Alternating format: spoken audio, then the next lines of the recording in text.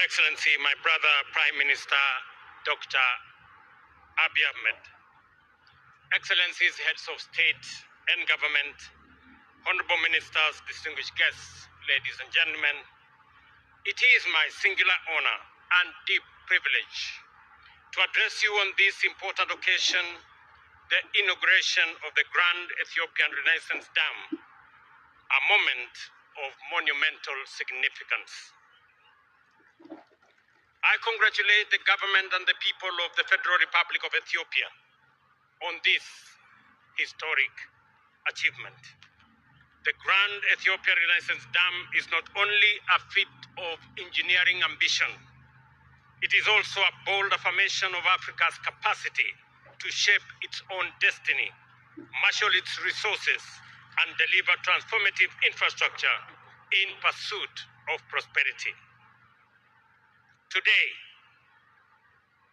as we celebrate this milestone, we also reaffirm the enduring bonds of brotherhood, cooperation, and shared vision that unite our nations across the Horn of Africa and the wider Nile Basin. Kenya remains committed to working with Ethiopia, a key regional partner, as it takes this leap towards energy sufficiency and economic transformation. Your Excellencies, the Grand Ethiopian Renaissance Dam is not merely a national project.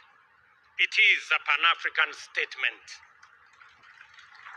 It exemplifies the scale and ambition of African-led infrastructure and aligns with Africa Union's vision of continental energy connectivity. Despite Africa's vast renewable resources, the continent accounts for only 6% of global energy use, while nearly half of Africans, over 600 million people, still lack access to electricity, and close to 1 billion people also lack clean cooking solutions, with dire consequences for public health, education, and productivity. These deficits disproportionately affects women and children and hinder inclusive development. They drive up business costs, compromise hospitals and schools' operations, and constrain the life prospects of millions, particularly in rural and remote areas. Africa's energy demand is set to rise exponentially, driven by population growth and rapid urbanization. By 2030, 1 in every 5 people globally will live in our continent. Meeting that demand sustainably will require doubling current energy investments, with at least 2/3 directed towards clean energy, like the feat of engineering just behind us. Supported by multilateral cooperation and regional solidarity, the Grand Ethiopian Renaissance Dam provides a blueprint for scaling similar projects across Africa and bridging the continent's energy divide. Distinguished guests, Kenya's partnership with Ethiopia on clean energy is a living example of regional integration.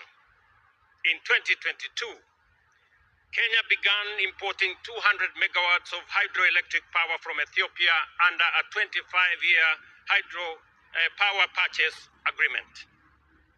This power is transmitted through a 1,045-kilometer Ethiopia-Kenya interconnector, a vital component of East Africa's power pool.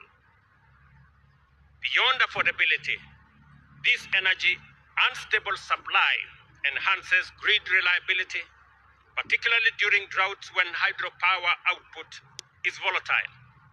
With Kenya's peak demand exceeding 2,300 megawatts and rising, this additional capacity strengthens our reserve margins and reduces supply deficits.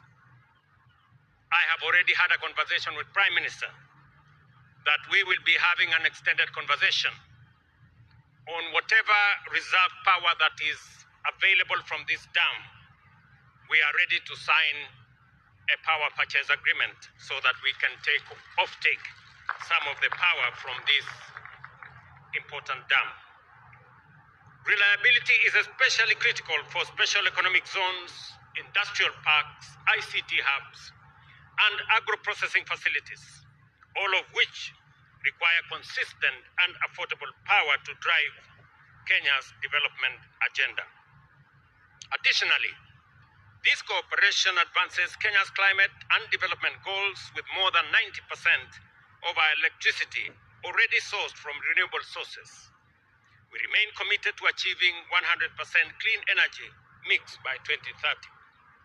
The Grand Ethiopian Renaissance Dam strengthens this transition by integrating zero-emission power into our grid and reducing reliance on fossil fuels. Importantly, it also supports Kenya's national development priorities under Vision 2030 and the bottom-up economic transformation agenda by expanding access in undeserved regions, empowering young people and women entrepreneurs, and promoting green industrialization. Excellencies, allow me to restate Kenya's commitment to constructive engagement in the wider Nile Basin discourse. We recognize the Nile's centrality to the lives and livelihoods of millions.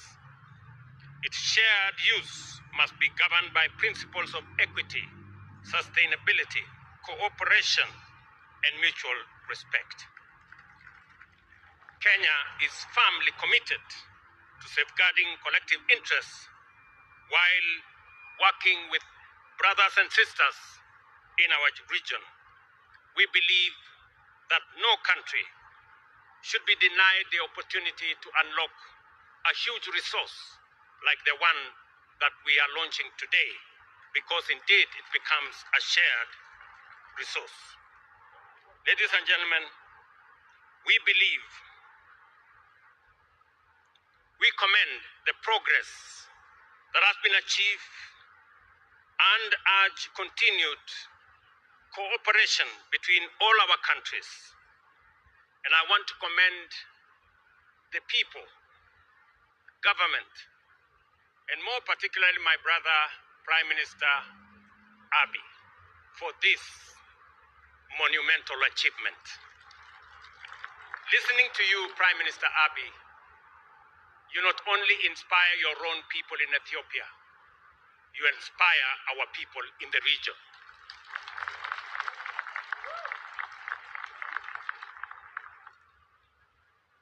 Knowing very well that the sweat and blood and energy and effort and resources that have been put in the development of this dam was as a result of locally mobilized resources, money raised by Ethiopians to build this monumental project, gives us confidence of the ability of us as a people to take charge and command our own development into the future.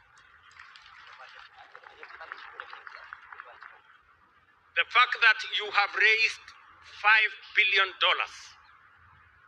without debt, without borrowing, without support from others,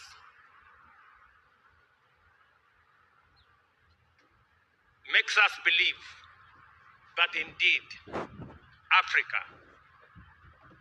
can take charge of its own destiny. I want to encourage you, Prime Minister Abiy, as my brother, continue to do what you're doing. You're doing the right thing. And if you are in doubt at any one moment, let me confirm to you, you are doing the right thing. Continue doing this, because our future is going to be dictated by what we do, the vision we carry, the hopes of our people that we turn into reality as you are doing in this dam. Your brothers and sisters in Kenya I will give you an example. 2 years ago, we decided that we are going to get millions of our people. In fact, 7 million of Kenyans live in slums. And we decided that we are going to give dignity to our people and we are going to build houses for them. I am happy that Ethiopia, in your vision, is going to build 1.5 million houses. We are also on that journey. Already, we have 700,000 housing units on the pipeline. We are already constructing 170,000 houses as I talk to you. And Kenyans, from their own resources, without debt, without support from others, have raised $4 billion worth of projects under the housing program. It confirms to you that what you are doing in Ethiopia is what we are doing in Kenya. And that is what we should be doing in our region. That way, we can emancipate our people from debt, from begging across borders, and take charge of our own development. This moment must remind us that the path to peace and prosperity lies in working together, not division, in partnership, not rivalry, and in unity, not isolation. Together, we can transform our region, harness our shared resources, and shape a future of dignity and opportunity for all our people. I thank you. God bless Ethiopia and God bless our region. Thank you very much.